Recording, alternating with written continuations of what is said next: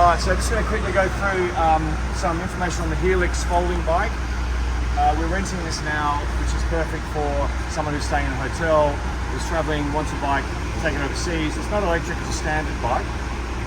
And it's 24-inch wheels, so a lot of folding bikes are 20-inch. So this is almost a full-size ride experience, but it also folds up and it's very small.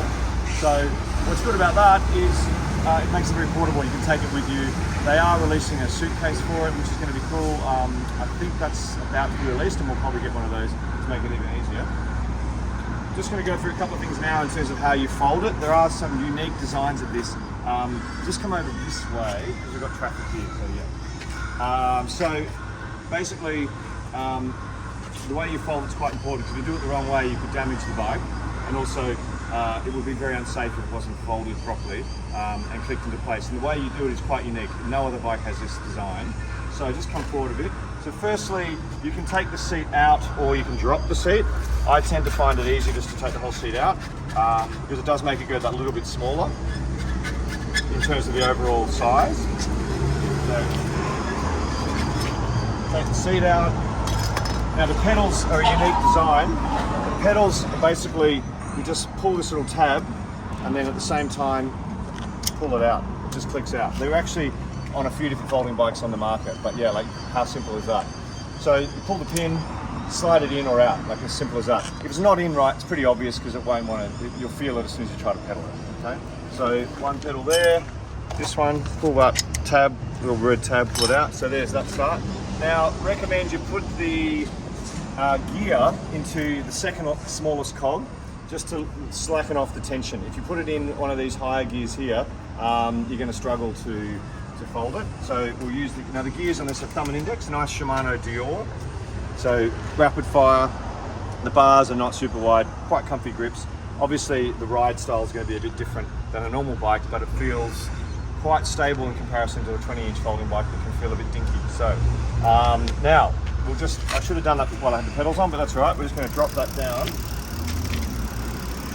A bit like when you do a flat tire, it's best to have it in the second last gear. Put it in the last one, it could get jammed down there, so that's the best spot. Now, at this point here, I haven't actually done it for a little while, so I have to double check. We'll do the handlebars here. Now, you'll see here it says minimum 3 clicks. This whole system has a compression click system. It's interesting. So that's now on. To undo it, you basically turn, over here, there's a little slide lever here, okay? So you push that lever down, then this will unlock this thing, and then you'll undo it, and then you'll feel it pop up. Then, look at that. That's the way it works, okay? So it's very, very simple. And now this one here equally has a little lever. The lever's crucial. If you don't remember the levers, you'll never get it up. So put the lever down, and then you can start undoing this, okay? And then you undo it. It's quite a few turns, probably 6 to 8 turns, and it's slowly coming up, and then it will pop up.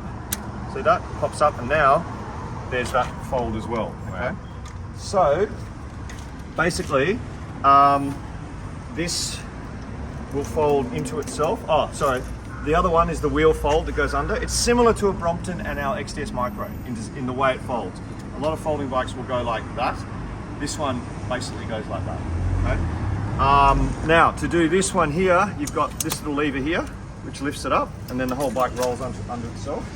Now, you need to, so this has to go on, I'm just trying to remember how, yeah, this has to go on this side. So the front wheel has to be on the left side from the position that I'm in, okay? And then it comes down like so, come around here, right? So importantly, that's the basic shape, okay? This goes on the right, the handlebar goes on the right side, and the front tyre folds to the left. Very important, it won't work otherwise, okay? Close that off so that's not sticking out. Obviously the seat could actually just go in, because the seat does allow you to maneuver the whole thing as well.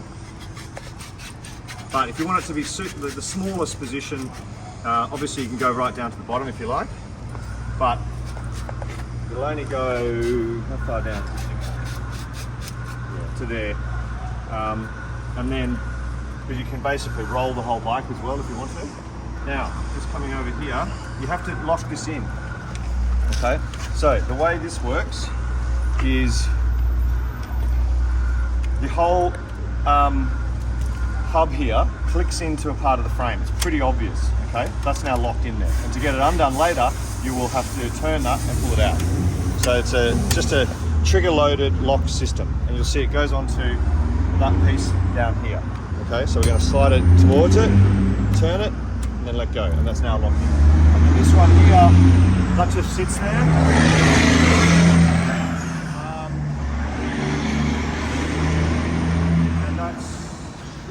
It.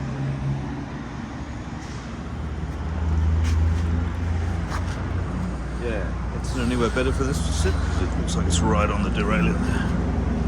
Yeah, no, it always looks a bit weird. I wonder whether maybe, looking at that, it might actually be better. So we'll take that back. It might be better to put it into one of the middle gears, just so that chain line's not so wide.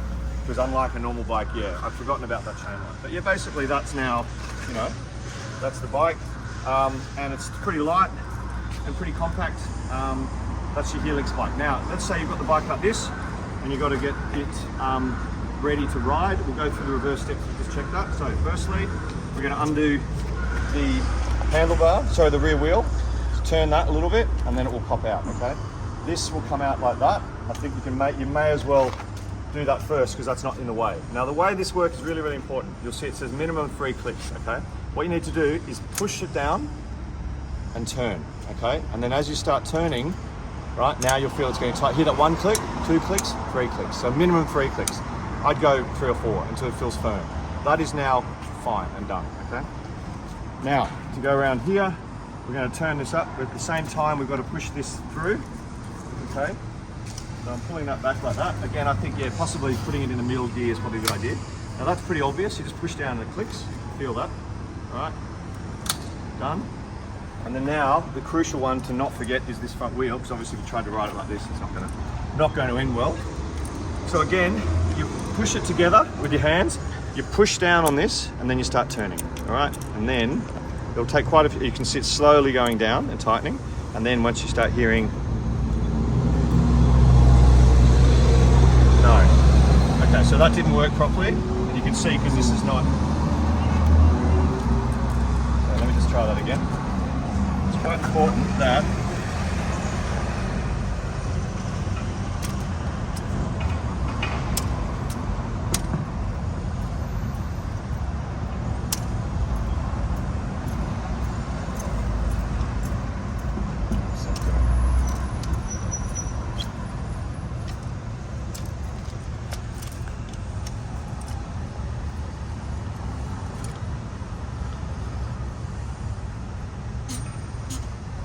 yeah, that's right. See, it's tightening here. So as long as you can see it tightening there, and then this is turning, and then you should start hearing 1, 2, 3. Hear those 3 clicks? You've got to really be listening to it. And that now is a sign that it's tight enough, okay?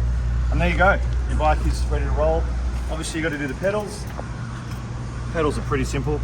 You just pull out this tab, slot it in. You might have to, yeah, just jiggle it around, and then it's in. And then the same on this side. Pull it out.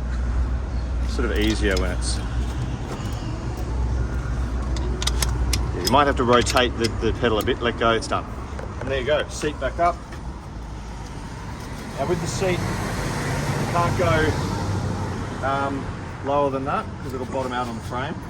There is also a long extension seat post, so I've got a longer one for me when I use this bike because I'm quite tall, and that can be supplied with the bike as well. But yeah, obviously seat height, minimum seat height, you've got to make sure you've got at least this much of the frame in there.